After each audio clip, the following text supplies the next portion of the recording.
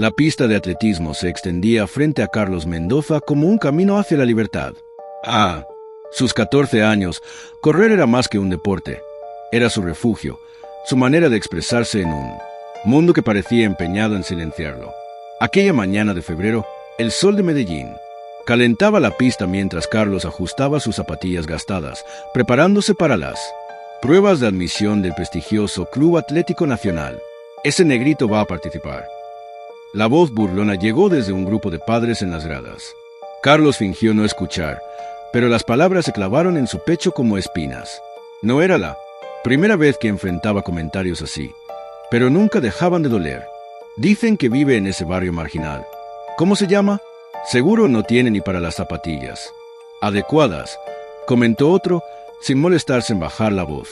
Carlos apretó los dientes y se concentró en su respiración como le había enseñado su abuelo Mateo, quien había sido corredor en su juventud.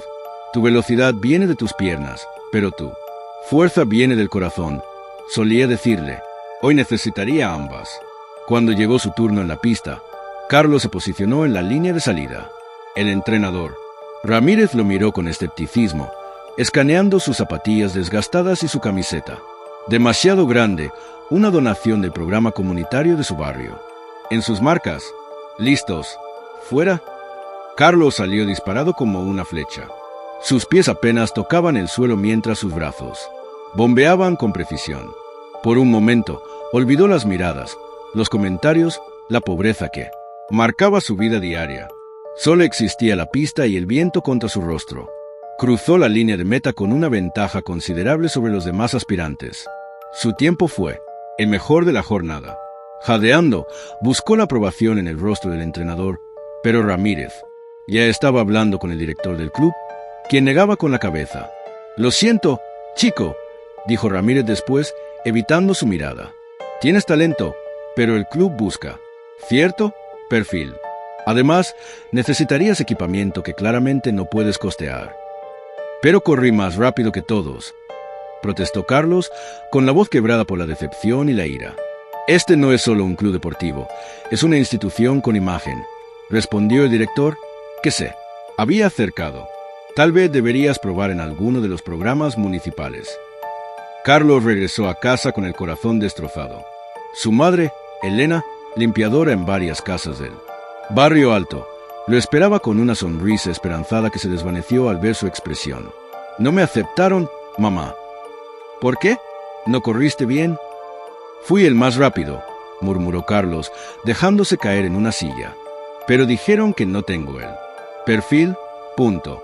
Elena entendió inmediatamente. No era la primera vez que la segregación silenciosa golpeaba a su familia.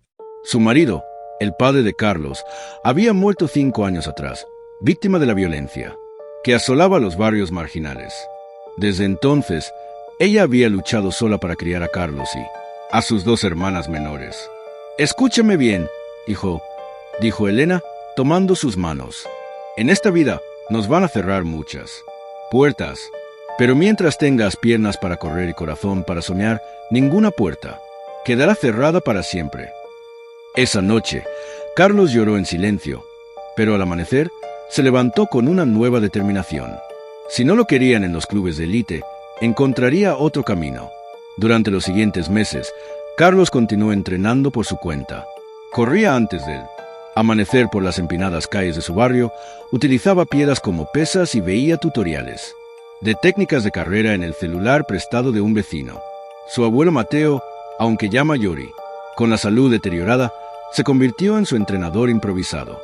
Fue Mateo quien le habló de Héctor Velázquez, un antiguo atleta que dirigía un modesto programa de atletismo en un barrio cercano. No tienen recursos, pero Héctor tiene corazón y conocimiento. Ve a verlo. El programa de Velázquez operaba en una pista descuidada de una escuela pública. Cuando Carlos llegó, encontró a un hombre de unos 50 años dirigiendo a un grupo variopinto de jóvenes. No puedo pagarte, advirtió Héctor después de ver correr a Carlos. Y tampoco tenemos equipamiento adecuado, pero si estás dispuesto a trabajar duro, puedo enseñarte lo que sé. Carlos comenzó a entrenar con Héctor y pronto se convirtió en el atleta más destacado del grupo. A los 16 años, participó en su primera competencia regional. Aunque no ganó, su desempeño llamó la atención de algunos observadores. «Tiene talento natural», comentó uno de los jueces a Héctor. «Con el entrenamiento adecuado, podría llegar lejos». Pero el entrenamiento adecuado requería recursos que no tenían.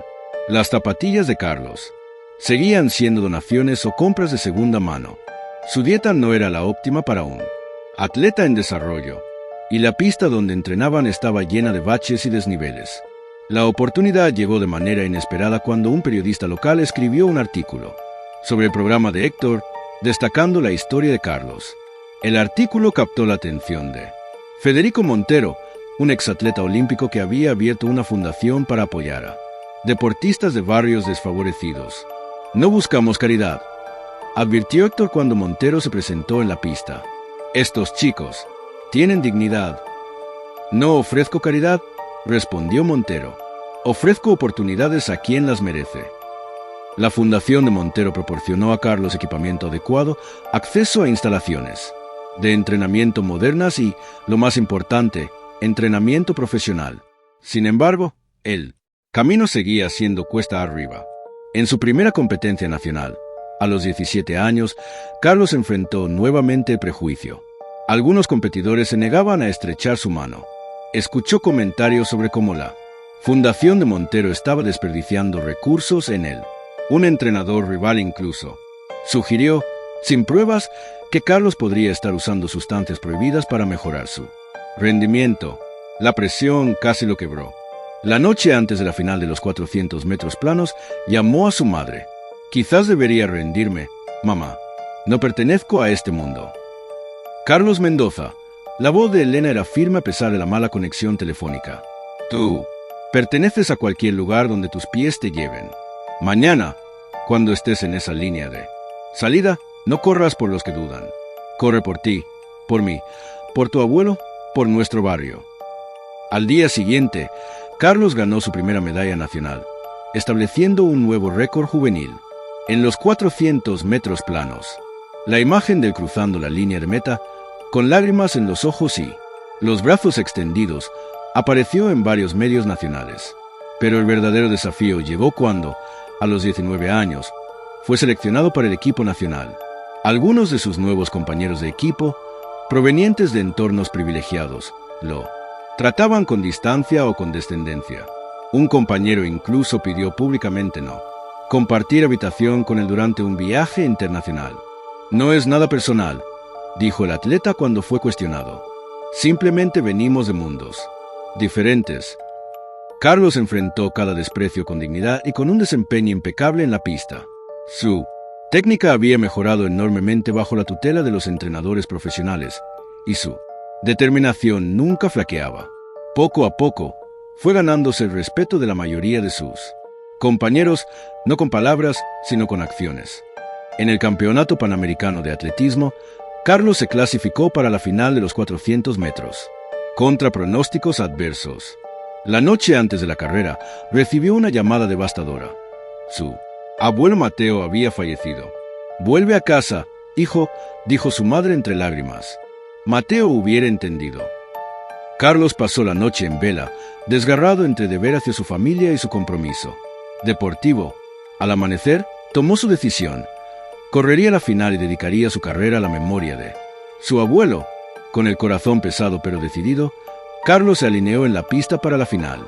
Cuando el disparo de salida resonó, salió como impulsado por una fuerza sobrenatural. Cada zancada parecía llevarlo más allá de sus límites físicos. En la recta final, cuando sus piernas empezaban a fallar y el ácido láctico quemaba sus músculos, Carlos visualizó a su abuelo observándolo. Con un último esfuerzo, cruzó la línea de meta en primer lugar, consiguiendo la medalla de oro y estableciendo un nuevo récord nacional. En la ceremonia de premiación, mientras el himno nacional sonaba y la bandera se elevaba, Carlos no pudo contener las lágrimas. Había recorrido un largo camino desde aquel adolescente, rechazado en el Club Atlético Nacional.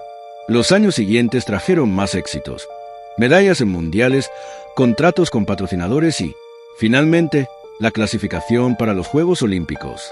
Carlos se convirtió en un símbolo de superación para muchos jóvenes de barrios desfavorecidos y utilizó su creciente influencia para abogar por la igualdad de oportunidades en el deporte. Estableció una fundación que proporcionaba recursos y entrenamiento a jóvenes atletas de comunidades marginadas. Entre sus primeros beneficiarios estaban varios niños del mismo barrio donde él había crecido. Cuando un periodista le preguntó si guardaba rencor hacia aquellos que lo habían discriminado, en sus inicios, Carlos respondió: «El rencor es un peso que te impide correr libremente. Prefiero cargar con la responsabilidad de abrir caminos para otros». En los Juegos Olímpicos, Carlos alcanzó la final de los 400 metros planos. Entre los espectadores estaban su madre, sus hermanas y, sorprendentemente, el entrenador Ramírez, quien años atrás le había negado la entrada al Club Atlético Nacional. Antes de la carrera, Ramírez se acercó a Carlos en la zona de calentamiento. «Cometí un error», admitió el entrenador, visiblemente incómodo. «Dejé que mis prejuicios nublaran mi juicio». Carlos asintió, aceptando silenciosamente la disculpa. «Cada obstáculo me hizo más fuerte», respondió simplemente. Momentos después, mientras se posicionaba en los bloques de salida, Carlos respiró profundamente. Ya no era aquel niño inseguro con zapatillas desgastadas. Era un atleta olímpico, un ejemplo de perseverancia y, sobre todo, un hombre que había aprendido que la verdadera victoria no está en derrotar a otros, sino en superarse a uno mismo. El disparo de salida resonó en el estadio. Carlos se lanzó hacia adelante, corriendo no solo por una medalla, sino por todos aquellos que, como él, alguna vez fueron subestimados. Cada zancada contaba una historia de superación.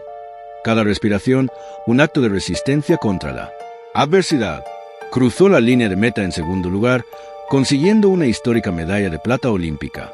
Mientras celebraba en la pista, envuelto en la bandera nacional, sus pensamientos volvieron a aquella primera prueba fallida, al rechazo, a las noches de duda. En la conferencia de prensa posterior, un periodista le preguntó qué mensaje tenía para los jóvenes que enfrentan discriminación y falta de oportunidades. Les diría que el color de su piel, su origen social o económico no definen su talento ni su potencial, respondió Carlos. Les diría que no puede ser el combustible para perseguir él. Sí, que cambiará sus vidas. Y sobre todo, les diría que no corran para demostrarle nada, quienes los menosprecian, sino para descubrir hasta dónde pueden llegar por sí mismos. Hoy, a sus 28 años, Carlos Mendoza no es solo un atleta de élite mundial, es un símbolo de resiliencia, un defensor de la igualdad y un ejemplo viviente que, con determinación y apoyo, cualquier barrera puede ser superada. Su historia, desde aquel adolescente rechazado hasta el podio olímpico, resuena como un poderoso recordatorio de que el verdadero campeón no es solo quien gana medallas, sino quien utiliza su éxito para allanar el camino a otros. Como suele decir Carlos cuando visita escuelas y comunidades marginadas, el prejuicio puede cerrar puertas, pero la podemos correr libres. La pista de atletismo que una vez le negó la entrada ahora lleva su nombre, Estadio Carlos Mendoza, un testimonio no solo de sus logros deportivos, sino de su impacto en la sociedad, transformando el rechazo en inspiración y la discriminación en una plataforma para el cambio positivo, porque la verdadera victoria de Carlos no se mide en medallas o récords, sino en las vidas que ha tocado y en las barreras que ha ayudado a derribar. Su carrera continúa, no solo en la pista, sino en la lucha por un mundo donde el talento, el esfuerzo y la perseverancia prevalezcan sobre los prejuicios. Y cada vez que un niño de un barrio marginal se pone unas zapatillas de correr y sueña con llegar lejos, el legado de Carlos Mendoza sigue creciendo, corriendo, volando hacia un futuro donde ningún sueño sea inalcanzable por el color de la piel o el lugar de nacimiento. ¿Te ha inspirado esta historia? No olvides suscribirte a nuestro canal, dar like a este video y compartirlo con tus amigos. Deja tu comentario abajo contándonos qué te pareció la perseverancia construye nuevos caminos. Y en esos caminos, todos